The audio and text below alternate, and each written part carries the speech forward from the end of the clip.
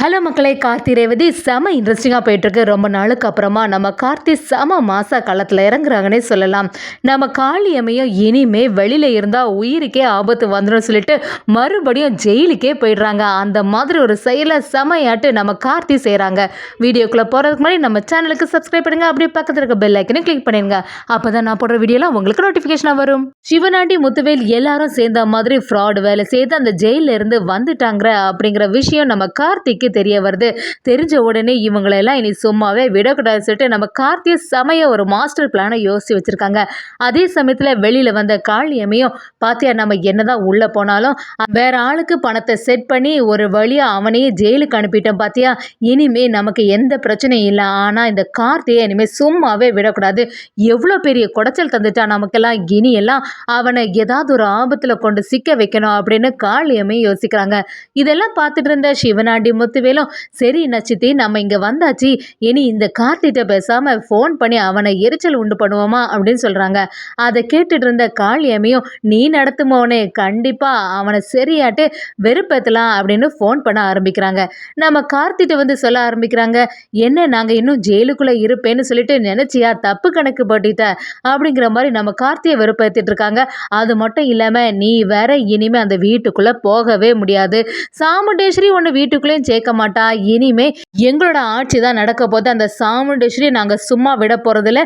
எப்படி இருந்தாலும் அவளுக்கு ஆபத்து வர மாதிரி செய்வோம். அது மட்டும் இல்லாம இனிமே நீயும் எங்க கிட்ட இருந்து தப்ப முடியாது அப்படின்னு சொல்லிட்டு நம்ம கார்த்திட்ட சொல்லும் போது, கார்த்திய செம மாசா யார் யாரை விட்டு ஓடி போறான்னு நான் பார்க்க தானே போறேன். கொஞ்ச நேரத்தில் நீங்கள் இந்த வீட்டை விட்டு ஓட போறீங்க பாரு அப்படின்னு சொன்ன உடனே நம்ம முத்துவேலுக்கும் ஒன்றும் புரிய மாட்டேங்குது. எதுக்காக இந்த கார்த்தி இப்படி சொல்றான்னு தெரியலையே, ஏதாவது ஒரு பிரச்சனை பண்ணியிருப்பானோ அப்படின்னு சொன்னோடனே கார்த்தியும் இனிமே என்னோட குடும்பத்துக்கு ஏதாவது பிரச்சனை பண்ணீங்கன்னா அதுக்கப்புறமா அவங்களுக்கு நடக்கிறதே வேறன்னு சொல்லி செம மாசா பேசிட்டு ஃபோனை கட் பண்ணிடுறாங்க.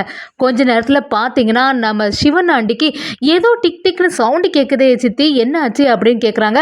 ஆமாம் மர்மோனே, எனக்கு கேட்குது, ஆனால் என்னன்னு தான் தெரியல. இந்த கார்த்தி பையன் ஏதோ ஒரு வேலையை செய்து வச்சுட்டானோ அப்படின்னு யோசிக்கிறாங்க. அது மாதிரி எல்லா இடத்துலையும் தேட பார்க்குறாங்க. ஒரு கட்டத்தில் கட்டிலுக்கு பக்கத்தில் இருக்கிறத பார்த்துடுறாங்க. என்ன மர்மோனே, நம்ம வந்து கோவிலுக்கு ஒரு செயலை பண்ணால் இவன் இந்த வீட்டுக்கே செய்துட்டான் போல. இது வேற கொஞ்சம் தான் டைம் காட்டுது, எப்படியாவது நம்ம இந்த இடத்த வந்து எஸ்கேப் ஆகிடலாம் வாங்க அப்படின்னு சொல்லிட்டு காளியம்மை, முத்துவேல், சிவனாண்டி எல்லாருமே அந்த வீட்டை விட்டு அப்படியே திணற ஓடுறாங்க. அதே சமயத்தில் கொஞ்ச நேரத்தில் அந்த வீடு சின்ன பின்னா ஆயிடுது. வெளியிலேருந்து பார்த்துட்டு இருந்த காளியம்மை பயங்கரமாக பதட்டம் ஆயிடுறாங்க.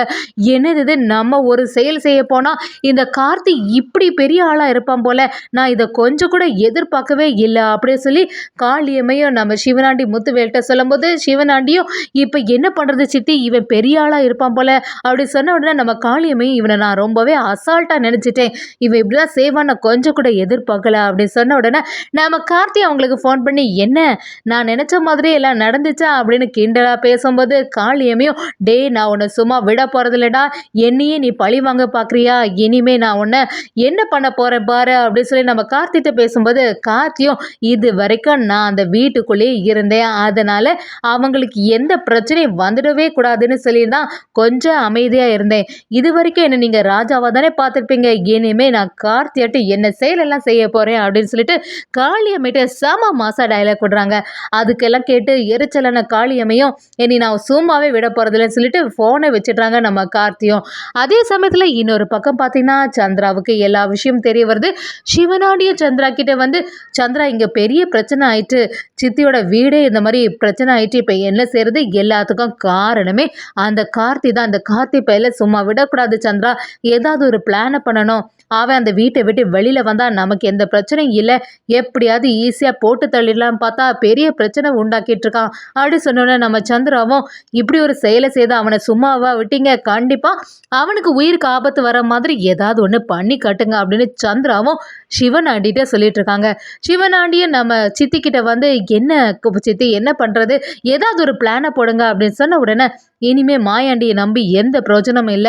நம்மளே வேற ஏதாவது ஒரு பிளான் போட வேண்டியதானே அடுத்த கட்ட நடவடிக்கை எடுக்கிறதுக்கு பாக்குறாங்க. அதே சமயத்துல இன்னொரு பக்கம் நம்ம ரேவதியும் கார்த்திட்ட கூடிய சீக்கிரத்துல இந்த இடத்துல இருந்து என்ன கூட்டிட்டு போவேன்னு சொன்ன. என்ன கார்த்தி இது வரைக்கும் நீ வரல. எப்பதான் அம்மாவோட மனசு மாறி சமாதானம் ஆகும்னு தெரியல. நீ என்ன நல்ல செயல் செய்தாலும் அதுக்கு அவங்க ஏதாவது ஒரு தப்பு சொல்லிட்டே இருக்காங்க. அது மட்டும் இல்லாம சந்திரா சித்தியும் சும்மா விடுற மாதிரி இல்ல. உனக்கு ஏதாவது எதிராட்டே பேசிட்டு இருக்காங்க. அம்மாவோட கோபம் குறையறதுக்கு எத்தனை நாள் ஆகும்னே புரிய மாட்டேங்குது. ஏற்கனவே பல பிரச்சனைகள் வீட்டில் போயிட்டுருக்கு அப்படின்னு சொல்லிட்டு நம்ம கார்த்திகிட்ட ரேவதியும் பேசும்போது, கார்த்தியும் ரேவதி நீ கொஞ்ச நாள் பொறுமையா இரு, அத்தை மனசை மாத்திடலான்னு சொல்லிட்டு ஒரு நம்பிக்கை கொடுக்குறாங்க. இன்னொரு பக்கம் பார்த்தீங்கன்னா நம்ம கார்த்தி காளியம்மைய சும்மா விடுற மாதிரி இல்லை. இதோட விடக்கூடாது. எப்படியாவது இந்த காளியம்மை மறுபடியும் நான் இங்கே வெளியில இருந்தால் பிரச்சனை ஆகிடும், ஜெயிலுக்கே போயிடலான்னு சொல்லிட்டு போகிற அளவுக்கு அவளை டார்ச்சர் பண்ணணும் அப்படின்னு சொல்லி நம்ம கார்த்தியை செம அதிரடியாக ஒரு முடிவு எடுக்கிறாங்க.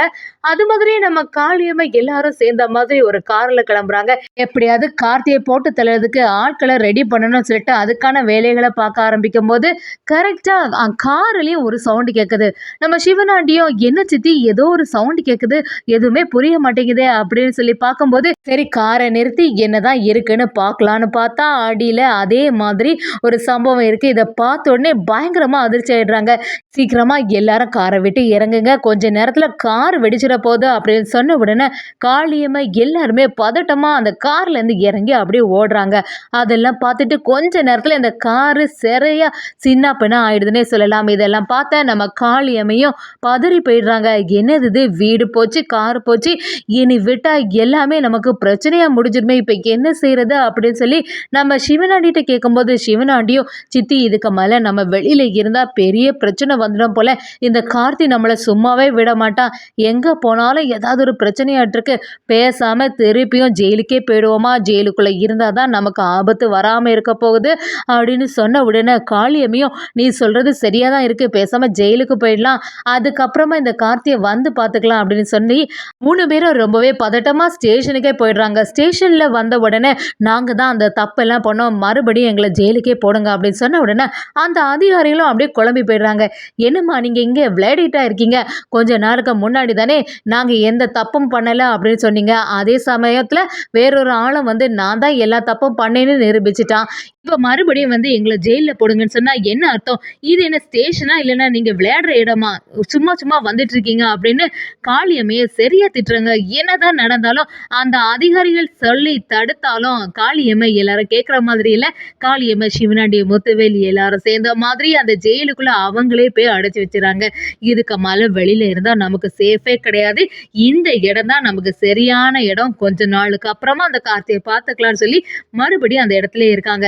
அதே சமயத்துல இன்னொரு பக்கம் சந்திராவும் கார்த்திட்டு ஃபோன் பண்ணி என்ன டிரைவர் பயலே நீ ஜெயிச்சிட்டேன்னு சொல்லிட்டு ரொம்பவே ஆணவத்தில் ஆடாத, என்னைக்கா இருந்தாலும் உன்னை நான் தோக்கடிச்சே ஆவேன், அது மட்டும் இல்லாமல் இந்த 2 குடும்பமும் ஒன்று சேர போகிறதில்ல, என்னோட அக்கா காரிய ஒருபோதும் நீ இந்த வீட்டுக்குள்ளே அனுமதிக்கவே மாட்டான் அப்படின்னு சொல்லிட்டு கார்த்திகிட்ட செமையாட்டு டைலாக் போடுறாங்க. அதை கேட்டுட்டு இருந்த கார்த்தியும் இனி கொஞ்ச நாள்ல உங்களோட சுய ரூபத்தை உங்க அக்கா கிட்ட நான் நிரூபிச்சு காட்டுறேன் பாருங்க, இப்பதான் காளியம்மா சிவனாண்டி எல்லாருக்குமே ஆப்பு வச்சு முடிச்சேன், அடுத்த ஆப்பு உங்களுக்கு தான் சொல்லிட்டு நம்ம கார்த்தியை செம மாசா இறங்குறாங்கன்னே சொல்லலாம்.